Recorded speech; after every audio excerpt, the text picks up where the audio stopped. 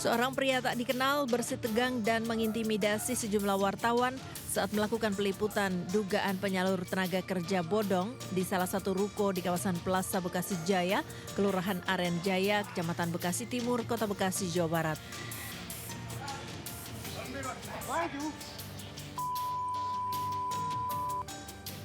Namun aksi pria yang diduga penghuni ruko akhirnya dilerai oleh warga.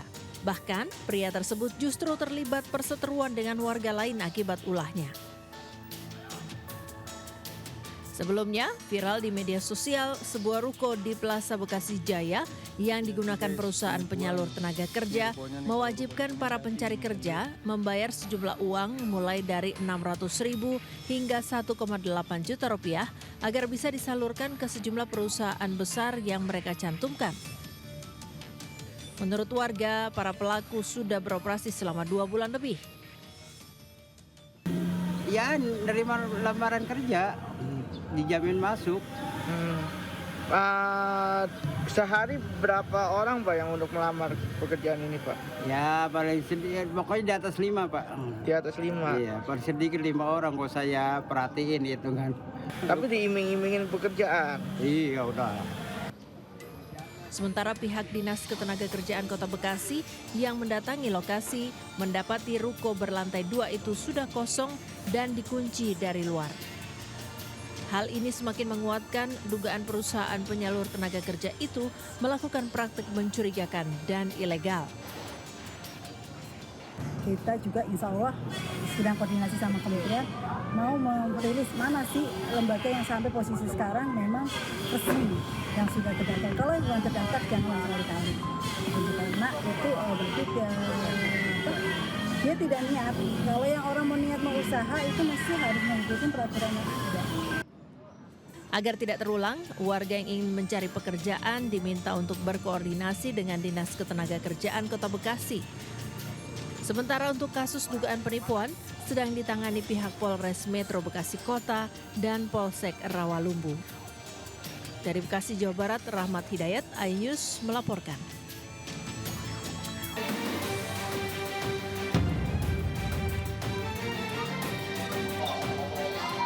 Aksi pemukulan seorang pengendara mobil terhadap petugas pengisian bahan bakar umum atau SPBU di Sampang, Madura, Jawa Timur terekam CCTV. Sebelum terjadi pemukulan, pengguna mobil ini turun dari kendaraan dan hendak mengisi BBM. Petugas kemudian melayani permintaan pengendara. Saat petugas sedang konsentrasi untuk melengkapi administrasi, tiba-tiba keduanya terjadi cekcok mulut. Seketika itu, pengguna kendaraan langsung menonjok di bagian tubuh korban.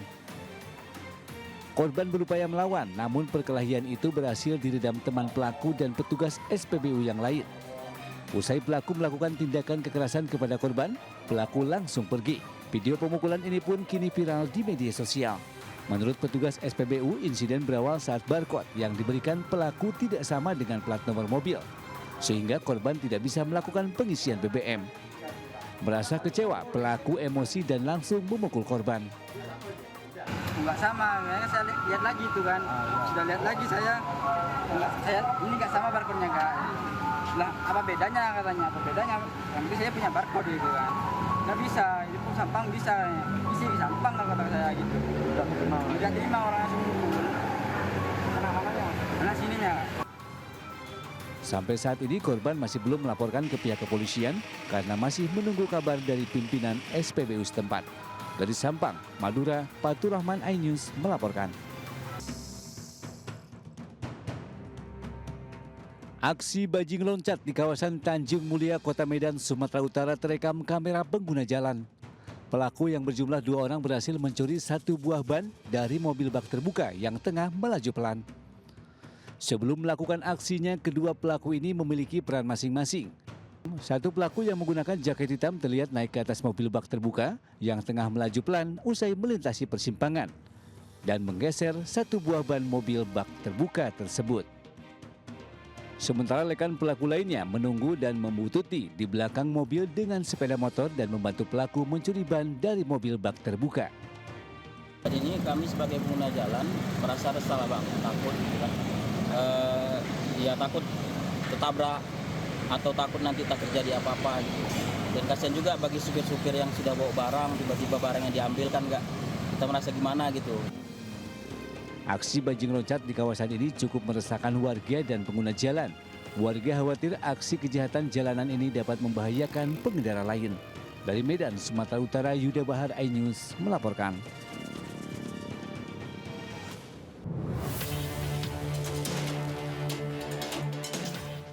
Maraknya kasus tawuran serta aksi anarkis geng motor yang rata-rata pelakunya siswa pelajar membuat Gubernur Jawa Barat Deddy Mulyadi membuat gebrakan baru. Deddy akan mengirim para pelajar bermasalah dan sulit dibina ke barak dan diwajibkan menjalani wajib militer. Tak tanggung-tanggung, siswa nakal akan dibina selama 6 bulan hingga 1 tahun dengan pendidikan ala militer, serta akan dijemput langsung oleh anggota TNI. Rencananya program ini akan dimulai pada bulan Mei mendatang, dengan target anak-anak yang tertangkap tawuran, geng motor ataupun terlibat tindak kriminal. Diharapkan program ini menjadi solusi jitu untuk menangani kenakalan remaja yang kian marak terjadi. Nanti mana sih anaknya? Nanti ada anak yang tawuran di jalan, kita akan bawa. Nanti saya panggil orang tuanya mau gimana? Sanggup masih mendidik atau kita sekolahkan di sekolah militer? Nanti di komplek tentara atau di komplek polisi, kita sekolahkan di situ selama 1 tahun, minimalnya 6 bulan. Sementara itu Deddy menyikapi dengan santai ultimatum Ormas Grip. Deddy mengatakan meski ada ultimatum, dirinya akan tetap bekerja menjaga dan memastikan investasi di Jawa Barat berjalan baik. Deddy mengaku tidak terpengaruh dan tak gentar dengan ancaman apapun. Kita ini pemerintah menjalankan tugas untuk menjaga investasi berjalan dengan baik, rakyat bisa bekerja, rakyat bisa sejahtera. Tugas saya itu, saya tidak akan pernah mendengarkan ancaman dari siapapun kalau itu mengganggu kinerja saya. Sebelumnya Ormas Grip memberikan pernyataan keras ke Deddy agar tidak mencampuri urusan Ormas dan tidak mengganggu. Mereka menilai pemberitaan negatif terhadap Grip diduga dipicu oleh pernyataan Deddy Mulyadi. Jadi jangan ganggu Ormas dan jangan ganggukan. Dari Bandung, Jawa Barat, Ervan David melaporkan. Ingatkan agar jangan terjadi kekacauan yang karena Anda penyebab.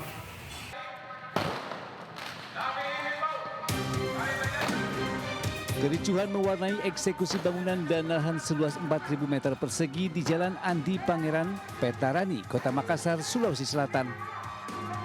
Massa dari pihak tergugat menyerang petugas dengan lemparan batu dan petasan. Untuk memukul mundur massa, petugas terpaksa melepaskan tembakan gas air mata dan mobil water cannon untuk membuka barikade yang ditutup massa. Untuk mengawal proses pembongkaran, Polrestabes Makassar juga menurunkan 900 personil. Jadi tentu memang ada perlawanan berdasarkan analisa intelijen kami, sehingga kami menyesuaikan kekuatan personil yang kami turunkan. Jadi terkait mengenai masalah pelaksanaan hari ini, yang memang sudah lama mau dilakukan eksekusi, alhamdulillah hari ini berjalan. Tentu dalam hal ini memang ada perlawanan. Oleh karena itu disesuaikan dengan kekuatan personil yang ada. Sebelumnya sengketa bangunan dan lahan seluas 4.000 meter sudah terjadi sejak tahun 1996 antara penggugat atas nama Edi Aliman dan tergugat atas nama Riki Tadiawan. Setelah melalui proses panjang, pihak penggugat Edi Aliman memenangkan gugatan di PN Makassar hingga dilakukannya proses eksekusi. Sementara itu pihak tergugat mengaku proses sengketa belum sah dan masih dilakukan proses banding di Pengadilan Tinggi dan belum dilakukan putusan atas sengketa keduanya. Dari Makassar, Sulawesi Selatan, Yulius Bin, iNews melaporkan.